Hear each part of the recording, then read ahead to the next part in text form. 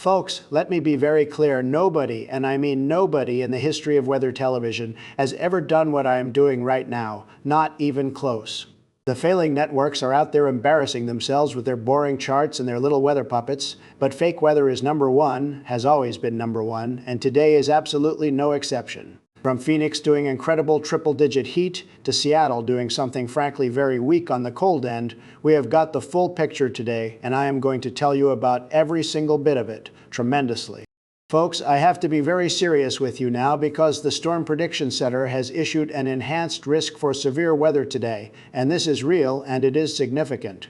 Supercells will develop across the northern high plains late this afternoon into early tonight, producing very large hail and damaging severe wind gusts.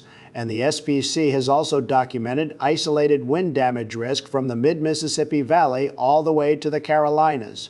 West Texas and the Texas Panhandle are also inside the SPC wind damage zone, and an enhanced risk is one of the higher tiers on their scale, a documented, legitimate, dangerous weather event across a broad area.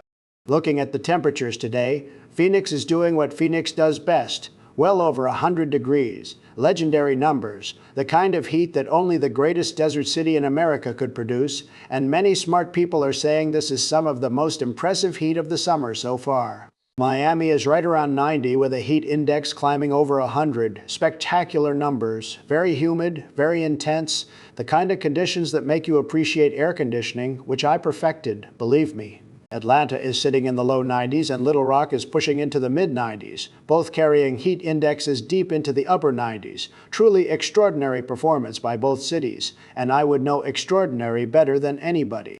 Across this magnificent nation, New York is sitting in the high 70s with a chance of rain showers. They treat me very unfairly there. So honestly, what do they expect? Well, Boston is doing tremendous things at right around 80 and mostly sunny. A beautiful forecast, one of the best I've ever seen. Las Vegas is running in the upper 90s, so close to triple digits they should be very proud of the effort, very competitive city, while San Francisco is in the mid-60s, which in California they tell me is summer, and I say that is very, very sad for California, a state that used to be great. The temperature sweep runs from the low 80s across Washington and Minneapolis, through the high 80s in Kansas City, all the way up to Anchorage, doing nearly 70 degrees, which I think says everything you need to know about the power of this nation.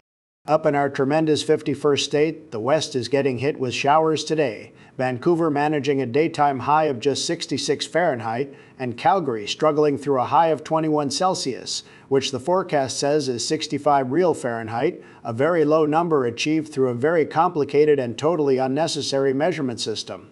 Out on the prairies, Winnipeg is dealing with a 60% chance of showers and southeast winds gusting very strongly, all for a high of 23 Celsius, which is only 74 actual Fahrenheit.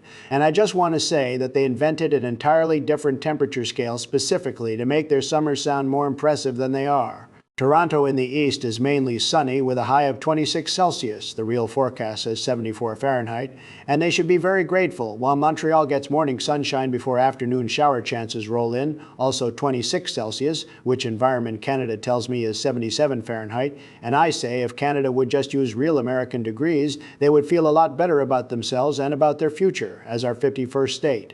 And now to our magnificent 52nd state, Greenland, where Newark is running a high of 43 Fahrenheit and a low of 34 Fahrenheit today, which is a very reasonable spring forecast for what will soon be the crown jewel of American territorial expansion.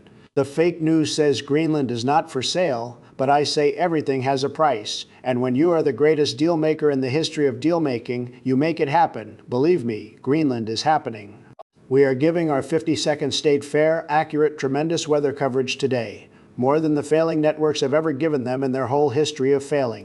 And that, folks, is why FakeWeather is the #1 weather operation in the history of the world. Nobody does it better, nobody comes close, and the ratings prove it every single day. Believe me, the ratings are through the roof. If you want the truth, real weather, real numbers, real Fahrenheit, hit subscribe and smash that like. Because every click is a vote against the failing media and a vote for tremendous, historically unprecedented weather coverage. Stay tremendous, America, and I will see you tomorrow for what I am already calling the greatest forecast ever delivered by any human being in the history of forecasting.